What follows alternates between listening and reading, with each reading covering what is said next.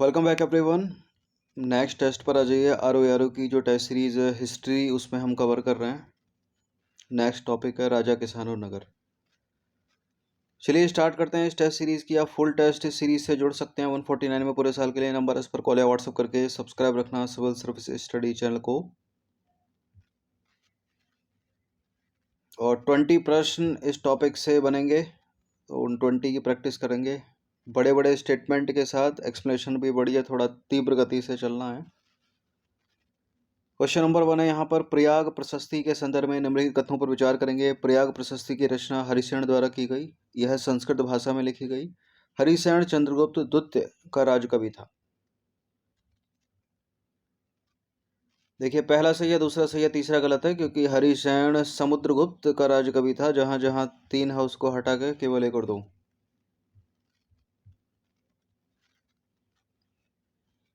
इलाहाबाद स्तंभ अभिलेख के नाम से प्रसिद्ध है। प्रयाग प्रशस्ति की रचना हरिसेन ने संस्कृत में की, जो समुद्रगुप्त का राजकवि था। तो पहला दूसरा करेक्ट, तीसरा इनकरेक्ट। सूची 1 को सूची 2 के साथ सम्मिलित कीजिए। सूची 1 में है घटनाएं, सूची 2 में है उनकी तिथि। अरबों की सिंध पर विजय, कनिष्क का राज्यारोहण, बंगाल एशियाटिक सोसाइटी की स्थापना, जेम्स प्रिंसेप ने अशोक के शिलालेखों को पढ़ा। कई बार एग्जाम्स में प्रश्न बना है ये। पीसीएस में ही बना है, यूपी पीसीएस में, आरओ में ही बना है। प्रिंसेप, जेम्स प्रिंसेप के द्वारा अशोक के शिलालेखों को पढ़ा जाना 1838 में। बंगाल एशियाटिक सोसाइटी की स्थापना 1784। कनिष्क का राज्यारोहण हुआ 78 ईसा पूर्व में। और अरबों ने सिंध पर विजय प्राप्त की 712 में। तो इसका आंसर हो जाएगा ऑप्शन नंबर सी, 4 3 2 1। सही सुमेल कुछ इस प्रकार से बनेगा। जेम्स प्रिंसेप द्वारा अशोक के शिलालेखों को पढ़ा जाना, शिलालेख या अभिलेख की बात है। 1838 में बंगाल एशियाटिक सोसाइटी की स्थापना 1784। कनिष्क का राज्यारोहण 78 ईसा पूर्व। अरबों की सिंध पर विजय 712 ईस्वी।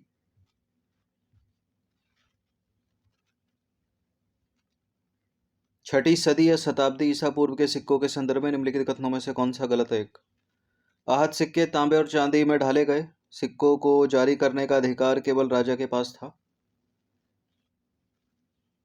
सोने के सिक्के सबसे पहले कुषाण राजाओं द्वारा जारी किए गए थे, और शासकों की प्रतिमा तथा नाम के साथ सिक्के सबसे पहले हिंद यूनानी शासकों ने जारी किए थे। ये केवल किंतु परंतु स्टेटमेंट जो होते हैं, जो बाउंड करते हैं स्टेटमेंट को, ये केवल यही कर सकता है काम। तो वो 95% गलत ही होते हैं एग्जाम में, 5% सही होते हैं केवल। यहाँ भी ये गलत है और यही आंसर है। देखिए, सिक्के राजा के अलावा व्यापारियों के द्वारा, धनपतियों के द्वारा, नागरिकों द्वारा भी जारी किए जाने के प्रमाण मिलते हैं। तो गलत है दूसरा वाला स्टेटमेंट। बाकी कुषाण राजाओं के सिक्कों का आकार तथा वजन तत्कालीन रोमन सम्राटों तथा ईरान के पार्थेन शासकों के समान था। दक्षिण भारत में सबसे बड़ी संख्या में रोमन सिक्के मिले, जिससे यह स्पष्ट होता है कि व्यापारिक तंत्र राजनीतिक सीमाओं से बंधा नहीं था। छठी सदी ईसा पूर्व की अर्थव्यवस्था के संदर्भ में निम्नलिखित 3 यहाँ पर कथन है, कौन सा सही होगा इसमें? व्यापारिक मार्गों पर व्यापारियों की सुरक्षा के बदले धन वसूला जाता था। धनी व्यापारियों को मसत्थुवन तथा साथवा कहा जाता था, सत्यवा कहा जाता था। सथवा मसाले, कपड़े तथा जड़ी बूटी अरब सागर के रास्ते भूमध्य सागरीय क्षेत्र तक पहुंचाया जाता था या पहुंचाए जाते थे। ये करेक्ट है बिल्कुल, तीनों के तीनों कथन। डी है इसका आंसर, 1 2 3। देखिए तीनों के तीनों सही हैं। छठी शताब्दी ईसा पूर्व में नदी मार्गों तथा भूमार्गों का प्रयोग बड़े पैमाने पर व्यापार के लिए किया जाने लगा। मध्य एशिया तथा उससे भी आगे के भूमार्ग का वर्णन मिलता है। समुद्र तट के कई बंदरगाहों से जलमार्ग अरब सागर से ही होते हुए उत्तरी अफ्रीका से पश्चिमी एशिया तथा बंगाल की खाड़ी से चीन तथा दक्षिण पूर्व एशिया तक फैल गया था। शासकों ने प्रायः इन मार्गों पर नियंत्रण करने की कोशिश की, और वे इन मार्गों पर व्यापारियों से उनकी सुरक्षा के बदले धन वसूलते थे। तमिल भाषा में मसत्थुबन और प्राकृत भाषा में सतवाह और सेठी जो है व्यापारियों को कहा जाता था। यूपीएससी के फेवरेट है ये लाइन। ठीक है, इस तरह के प्रश्न बनाती है यूपीएससी, सिविल सेवा में बनते हैं। सतवा और सेट्टी क्या होते थे? 4 ऑप्शन देते कि बंजारे, व्यापारी। ठीक है, तो व्यापारी है उसका आंसर। रोमन साम्राज्य में काली मिर्च जैसे मसालों तथा कपड़ों और जड़ी बूटियों की भारी मांग थी। इन सभी वस्तुओं को अरब सागर के रास्ते भूमध्य सागर क्षेत्र तक पहुंचाया जाता था। श्रेणी किसे कहा जाता था? श्रेणी जाति व्यवस्था, उत्पादकों तथा व्यापारियों का संघ। श्रेणी, देखिए उत्पादकों तथा व्यापारियों के संघ को श्रेणी कहा जाता था। ये कच्चा माल खरीदने तथा वस्तुओं के निर्माण के लिए स्वतंत्र थे। श्रेणी इंपॉर्टेंट है भारतीय इतिहास में, एग्जाम्स में प्रश्न बने हैं इस पर। क्वेश्चन नंबर 6, निम्नलिखित कथनों पर विचार करेंगे। 3 कथन है, कौन सा इसमें सही होगा? ह्वेनसांग के आगमन के समय तक पाटलिपुत्र खंडर में बदल चुका था। मौर्य काल में पुहार समुद्र तट पर बसा नगर था। 6वीं सदी ईसा पूर्व में मथुरा व्यावसायिक और सांस्कृतिक गतिविधियों का केंद्र था या थी। ये करेक्ट है, तीनों के तीनों कथन डी है इसका आंसर 1 2 3। तो सारे के सारे कथन सत्य हैं as it is. 7वीं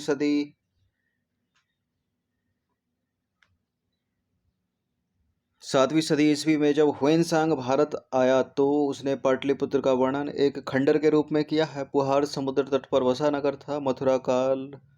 Mathura Maurya काल में व्यावसायिक और सांस्कृतिक गतिविधियों का केंद्र था। मौर्य काल में प्रायः सभी नगर संचार मार्गों के किनारे बसे थे और पाटलिपुत्र जैसे कुछ नगर नदी मार्गों के किनारे तथा उज्जैनी भूतल मार्ग के किनारे बसा था।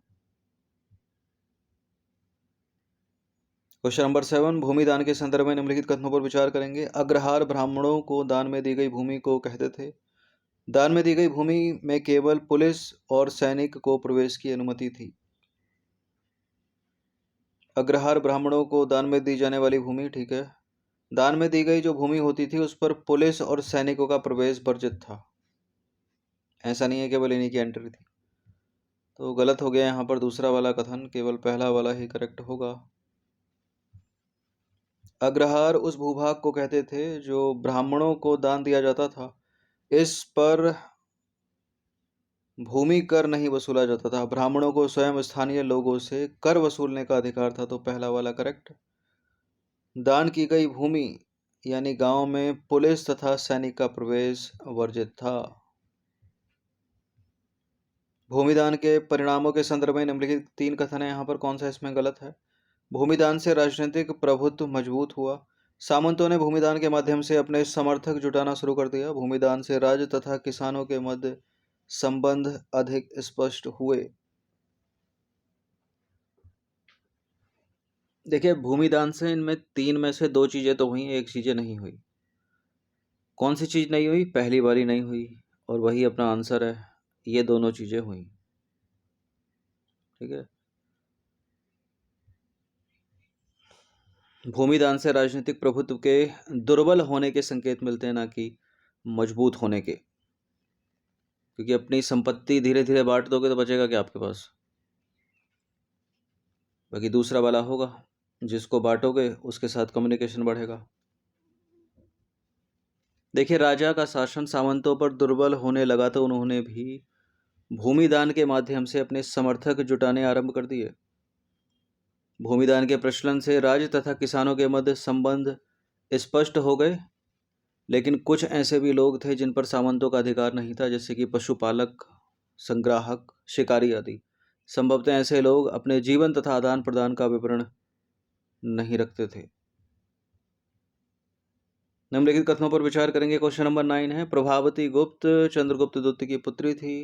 प्रभावती गुप्त का विवाह हुआ था वाकटक नरेश से। ये करेक्ट है, दोनों के दोनों कथन सी है इसका आंसर। चंद्रगुप्त द्वितीय या विक्रमादित्य इंपॉर्टेंट नाम है, कॉम्पिटेटिव एग्जाम में कई बार प्रश्न बने इससे। प्रभावती गुप्त चंद्रगुप्त द्वितीय की पुत्री थी जिसका विवाह हुआ था वाकटक वंश में। संस्कृत धर्मशास्त्रों के अनुसार महिलाओं को भूमि जैसी संपत्ति पर स्वतंत्र अधिकार नहीं था, लेकिन एक अभिलेख के अनुसार प्रभावती भूमि की स्वामिनी थी और उसने दान भी किया था, ठीक है। तो दूसरों से अलग महिला। क्वेश्चन नंबर 10, निम्नलिखित युग्मों पर विचार करेंगे। यह शब्द दिए हैं, उनके अर्थ। गृहपति कौन है, वेल्लालार कौन है, उलवर कौन है। उलवर हलवाहा, वेल्लालार बड़े जमींदार या छोटे किसान। और वेल्लालार बड़े जमींदार, गृहपति हो गया जमींदार तथा छोटे किसान। तीनों के तीनों सही समझ लेते हैं, 1 2 3 डी है इसका आंसर। तो सारे के सारे सही समझ लेते हैं। ये देखिए, बौद्ध ग्रंथों में भूमिहीन खेतिहर श्रमिकों, छोटे किसानों तथा बड़े जमींदारों का उल्लेख मिलता है। पाली भाषा में गृहपति शब्द का प्रयोग छोटे किसानों और जमींदारों के लिए किया जाता था। बड़े बड़े जमींदार और ग्राम प्रधानों का प्रायः पद वंशानुगत होता था। आरंभिक तमिल संगम साहित्य में भी गांव में रहने वाले विभिन्न वर्गों के लोगों का उल्लेख है, जैसे कि वेल्लालार या बड़ा जमींदार, हलवाहा है उलवर, दास है अड़ीमई।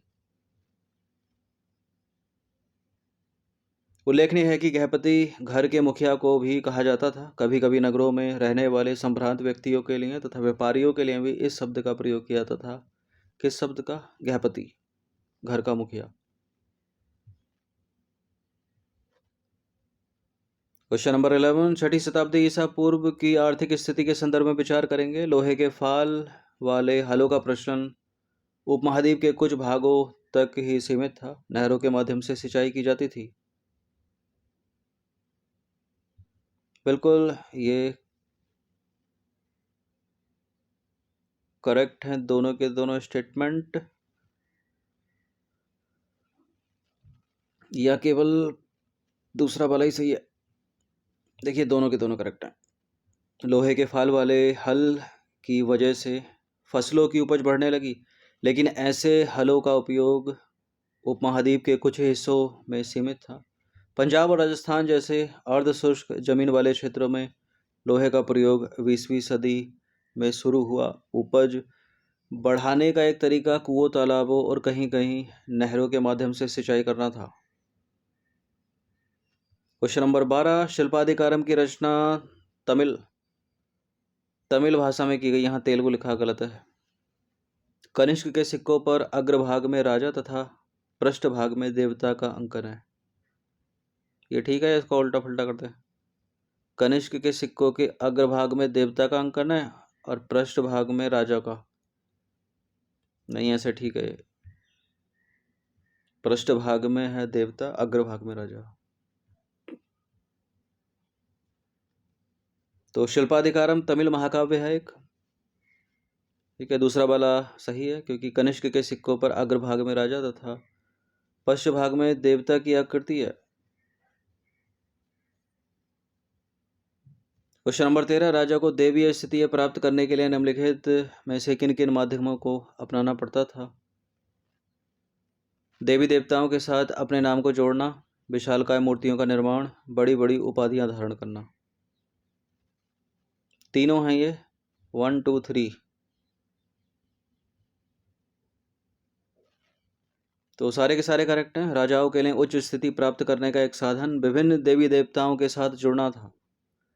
मध्य एशिया से पश्चिमोत्तर शासकों तक इसे अपनाया। कुषाण शासक इसके सबसे अच्छे उदाहरण हैं। इसके अतिरिक्त उत्तर प्रदेश में मथुरा के पास नाट के देव स्थान पर कुषाणों द्वारा मूर्तियां स्थापित की गईं। कुषाण स्वयं को देवतुल्य प्रस्तुत करना चाहते थे। तो तीनों के तीनों करेक्ट हो जाते हैं। इसके अतिरिक्त कई शासकों ने देवतुल्य स्थान प्राप्ति के लिए देवपुत्र की उपाधि धारण की।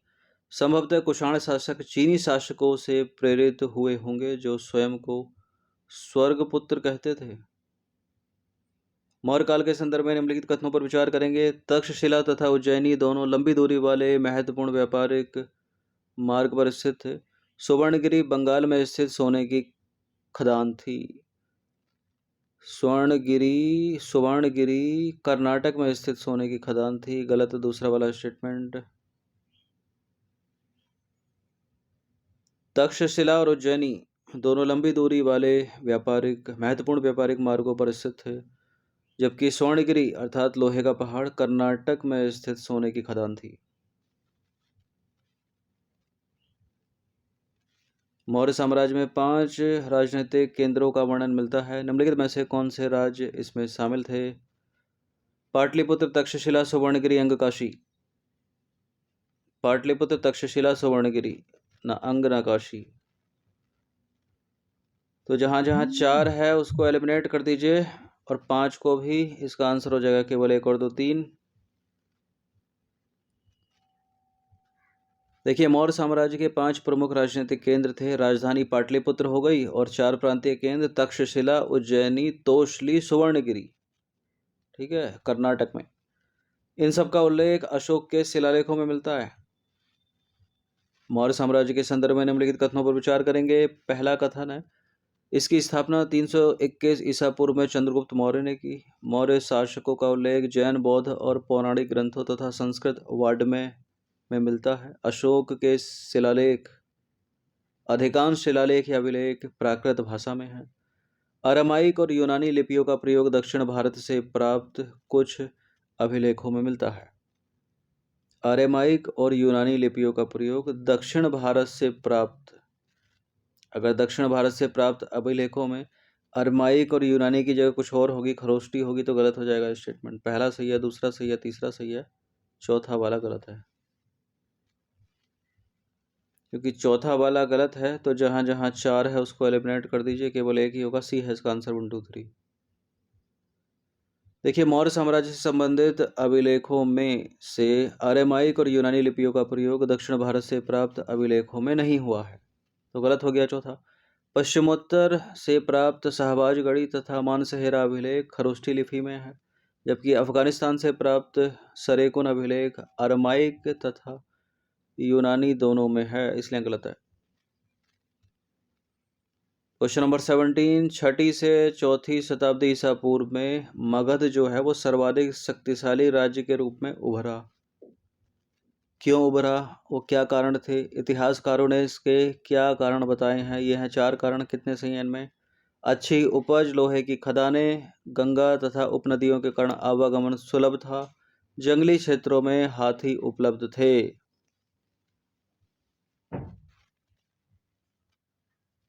बिल्कुल, पहला भी सही है, दूसरा भी सही है, तीसरा भी सही है, चौथा भी सही है, चारों के चारों करेक्ट। डी है इसका आंसर, 1 2 3 4। 6ठी से 4ठी शताब्दी ईसा पूर्व में मगध जो है सबसे शक्तिशाली महाजनपद के रूप में उभरा। इसके प्रमुख कारण थे, क्या क्या कारण? मगध क्षेत्र में खेती की उपज खास तौर पर अच्छी होती थी, लोहे की खदानें भी आसानी से उपलब्ध थी जिससे उपकरण तथा हथियार बनाना सरल होता था, जंगली क्षेत्रों में हाथी उपलब्ध थे जो सेना के लिए महत्वपूर्ण थे, गंगा तथा इसकी उपनदियों से आवागमन सस्ता और सुलभ होता था। क्वेश्चन नंबर 18, 6ठी शताब्दी ईसा पूर्व के संदर्भ में निम्नलिखित कथनों पर विचार करेंगे। जनपद शब्द का प्रयोग भूखंड के लिए होता था जहां लोग बस जाते थे, और इस काल में ब्राह्मणों ने धर्मशाला नामक ग्रंथों की रचना शुरू की। पड़ोसी राज्य पर आक्रमण कर के धन एकत्र करना अवैध माना जाता था। शासकों का प्रमुख काम किसानों, व्यापारियों और शिल्पकारों से कर तथा भेंट वसूलना माना जाता था। कौन से सही है इसमें? देखिए, इसमें पहला भी सही है, दूसरा भी सही है, तीसरा वाला गलत है, चौथा सही है। पड़ोसी राज्य पर आक्रमण करके धन एकत्र करना वैध माना जाता था।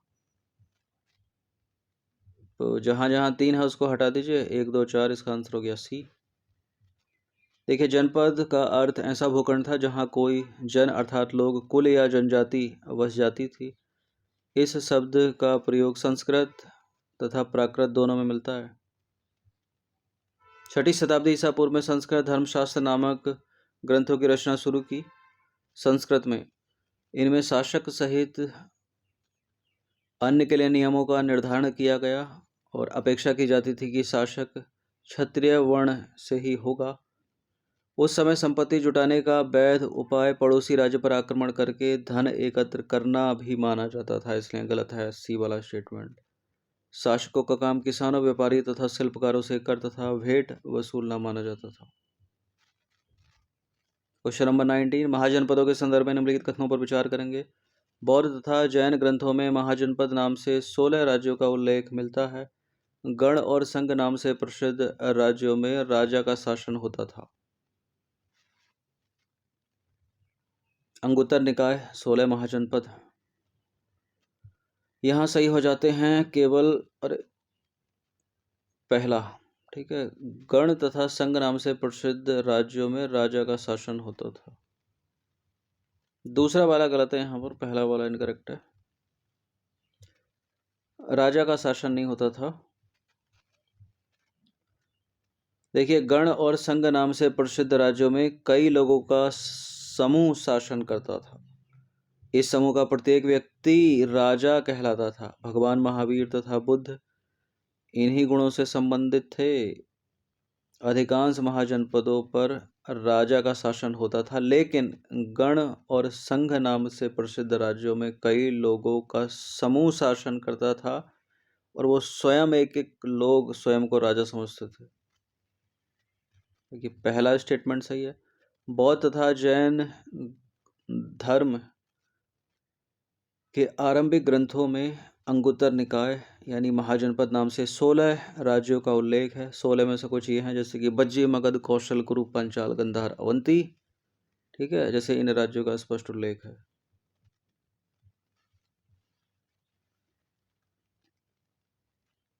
तो अधिकांश महाजनपद, ये 16 महाजनपद हैं, अधिकांश में राजा का शासन है, लेकिन गण और संघ नाम से जो है वहाँ कई लोगों का समूह शासन करता था और इस समूह का प्रत्येक व्यक्ति राजा कहलाता था।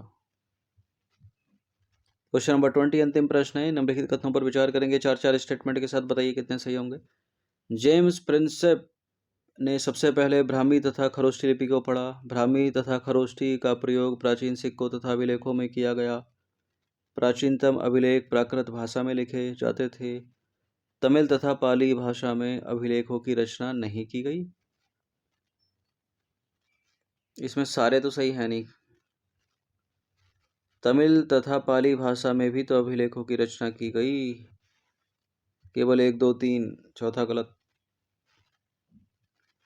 इंपॉर्टेंट नाम, जेम्स प्रिंसेप पे कई बार प्रश्न बने एग्जाम्स में। अशोक के शिलालेख को सबसे पहले इसने पढ़ा। 1838 में जेम्स प्रिंसेप ने ब्राह्मी तथा खरोष्ठी लिपि को पढ़ा। इन लिपियों का उपयोग सबसे पहले आरंभिक अभिलेखों तथा सिक्कों में किया गया। प्राचीनतम अभिलेख प्राकृत भाषाओं में लिखे जाते थे। प्राकृत उन भाषाओं को कहा जाता था जो जन सामान्य की भाषाएं होती थीं। तमिल में, पाली में और संस्कृत भाषाओं में भी अभिलेख मिलते हैं, तो चौथा वाला गलत है। यह संभव है कि लोग अन्य भाषाएं भी बोलते थे, लेकिन उनका उपयोग लेखन कार्य में नहीं किया जाता था।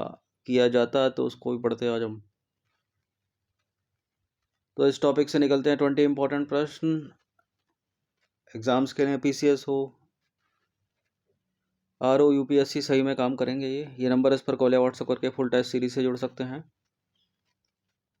देखिए, यूपी पीसीएस की जो टेस्ट सीरीज होल्ड है लगभग 1 महीने से ऊपर हो गया, जल्दी उसको कंटिन्यू करेंगे। ठीक है, और नए इंपॉर्टेंट प्रश्नों के साथ प्रैक्टिस करेंगे हर दिन। बाकी सभी को हैप्पी होली। सब्सक्राइब रखना सिविल सर्विसेज स्टडी चैनल को।